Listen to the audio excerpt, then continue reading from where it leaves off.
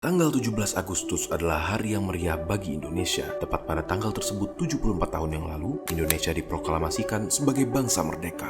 Tentunya Indonesia tidak serta-merta lepas dari berbagai tantangan yang mendatang. Agresi militer, perang dingin, kemiskinan, hingga separatisme. Namun, di tengah dera ombak masalah, bangsa ini masih tegak hingga sekarang. Hal ini hanya dimungkinkan karena dasar negara yang kuat, konsisten, dan diterima oleh masyarakatnya, yaitu Pancasila. Hingga sekarang, tidak ada sumber hukum atau filsafat dalam bernegara di Indonesia yang melebihi Pancasila. Hanya dengan dasar sejajarnya dengan Pancasila saja, sebuah peraturan dapat menjadi hukum. Dan atas dasar Pancasila, Indonesia dapat menentukan arah dari kepentingan nasionalnya. Mengingat pentingnya Pancasila sebagai dasar negara, apakah makna dari Pancasila menurut para bapak pendiri bangsa Indonesia? Dalam video kali ini, Hipotesa akan mengundang narasumber dari Geomedia untuk menambah wawasan kita tentang Pancasila.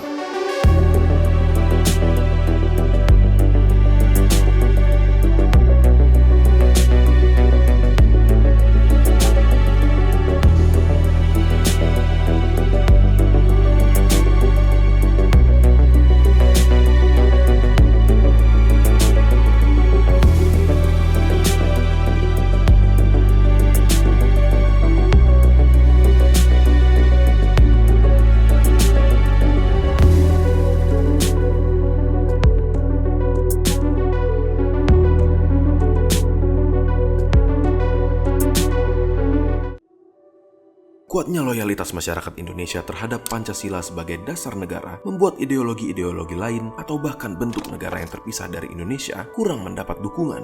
Alhasil, meskipun Indonesia tidak sekaya atau sekuat bangsa-bangsa lain pada masa kemerdekaannya, Republik Indonesia dapat bertahan menghadapi segala masalah.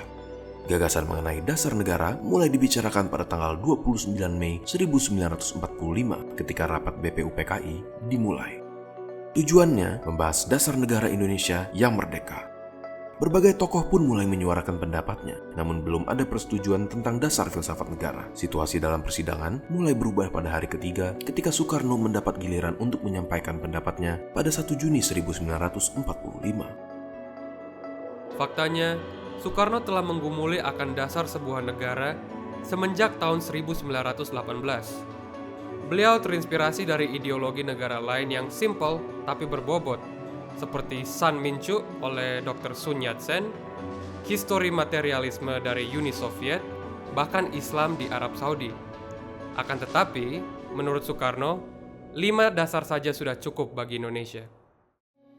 Prinsip pertama adalah prinsip kebangsaan. Menurut Soekarno, Indonesia harus berdiri sebagai sebuah bangsa dalam negara. Soekarno mendasarkan bangsa ini berdasarkan tulisan dari Otto Bauer dan Ernest Renan bahwa bangsa adalah keinginan manusia untuk bersatu dan atas dasar persamaan nasib. Namun, persamaan untuk berkumpul atau persamaan nasib saja tidaklah cukup untuk Soekarno, karena bila demikian, setiap suku dan etnis yang beragam di Indonesia akan menyendiri dan membentuk bangsa mereka sendiri. Bangsa Indonesia tidak boleh hanya menjadi bangsa satu golongan saja, satu agama, atau satu ras saja, melainkan persatuan dari keseluruhan manusia di atas wilayah Indonesia. Pada bagian ini jugalah Soekarno mulai mengupas perbatasan wilayah Indonesia. Menurutnya, Indonesia memiliki batas alami, yakni seluruh daerah yang diapit oleh benua Asia dan Australia, dan Samudra Hindia dan Pasifik. Meskipun memiliki kebudayaan yang berbeda, semua masyarakat yang berada dalam wilayah tersebut adalah satu bangsa, yaitu bangsa Indonesia. Dan bangsa Indonesia, seperti bangsa-bangsa yang lain, adalah satu dalam kekeluargaan di seluruh dunia. Inilah yang mendasarkan prinsip kedua dari Soekarno, yaitu internasionalisme. Tidak cukup hanya dengan mencintai bangsa Indonesia, dasar negara Indonesia adalah kecintaannya pada perdamaian dunia. Internasionalisme yang dimaksud juga harus menitik beratkan pada kecintaan pada bangsa masing-masing. Dasar ketiga mengatur kehidupan masyarakat, yakni mufakat. Soekarno mempercayai bahwa mufakat adalah tradisi dari negara Indonesia. Maka dari itu, setiap golongan dari masyarakat yang memiliki pendapat berbeda harus diberikan platform untuk menyuarakan pendapatnya tanpa harus menghalangi atau melukai pihak lain. Masyarakat Indonesia yang merdeka juga harus memiliki kesejahteraan. Inilah prinsip keempat Soekarno, yakni keadilan sejahtera. Soekarno khawatir akan ketimpangan kekayaan yang merajalela akan membuat kemerdekaan Indonesia seolah-olah hanya menjadi kemerdekaan kelas masyarakat tertentu. Maka dari itu, Soekarno menganggap kemerdekaan tanpa kesejahteraan sebagai nihil. Dan prinsip kelima adalah ketuhanan. baik Islam, Kristen, Hindu, Buddha, hingga agama kepercayaan, bangsa Indonesia adalah bangsa yang selalu mengamalkan ajaran agama dan menyembah Tuhan.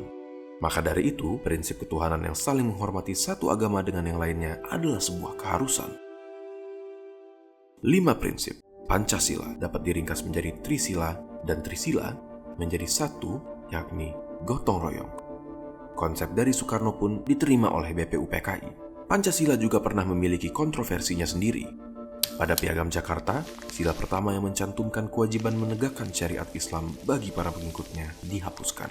Awalnya, sila itu adalah suatu bentuk kompromi bagi kaum nasionalis dan religius. Pada 16 Juli 1945, Piagam Jakarta disahkan sebagai Mukadimah UUD 1945. Pada 18 Agustus 1945, beberapa tokoh bangsa mengadakan rapat non-formal untuk membahas kemungkinan pecahnya Indonesia karena keberatan akan sila pertama di Piagam Jakarta. Demi mempertahankan keutuhan bangsa, dilakukan berbagai lobi oleh beberapa tokoh nasional, yang salah satunya adalah Mohatta dan Ki Hajar Dewantara. Pada akhirnya, sila pertama itu menjadi ketuhanan yang Maha Esa dan Mukadimah UUD 1945 menjadi pembukaan Undang-Undang Dasar 1945. Supremasi Pancasila tidak akan dipertanyakan.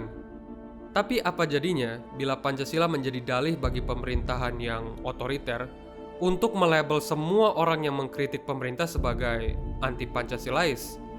Ada yang menganggap kebijakan tersebut adalah suatu hal yang penting demi menjaga ketahanan bangsa. Namun ada juga kekhawatiran bahwa kedepannya narasi tersebut akan digunakan untuk membungkam mereka semua yang belum tentu anti-Pancasilais, namun hanya kritis terhadap pemerintah. Lantas, bagaimanakah kita menyikapi Pancasila di dunia modern ini? Ya, jadi memang sebaiknya kita tidak memperlakukan Pancasila dengan paradigma otoriter gitu. Ketika kita mempertanyakan relevansi Pancasila untuk generasi muda misalnya, ya satu-satunya cara yang bisa membuat dia menjadi relevan, menjadi tetap sesuatu yang hidup ya, living values, living culture dalam hidup masyarakat, ya dia harus dibuka untuk kemudian generasi muda ini ikut juga merasakan, untuk mereka tuh merasa punya kebebasan juga untuk menafsir, untuk memperdebatkan, mendialogkan Pancasila dengan cara-cara mereka sendiri. Jadi jangan sedikit-sedikit itu menempatkan Pancasila itu sebagai sesuatu yang di atas langit ya, sesuatu yang divine, sehingga ketika dikreasikan sedikit dibilang penghinaan kayak gitu, atau dibikin bercanda sedikit ya dibilang ya itu penistaan Pancasila dan sebagainya. Itu justru itu akan membuat Pancasila menjadi tidak relevan untuk hidup masyarakat, apalagi generasi muda ya. Mungkin kalau sekarang ini ya Gen Z dan di bawah-bawahnya. So kalau menurut saya satu-satunya cara untuk membuat Pancasila itu menjadi hidup, menjadi suatu nilai yang memang bermakna bagi masyarakat adalah dengan menjadikan dia relevan untuk hidup masyarakat, dan dengan caranya adalah ya dia dibuka untuk semua masyarakat bisa merasa pantas, bisa merasa bebas untuk ikut dalam mendialogkan, mendiskusikan, bahkan memperdebatkan Pancasila gitu.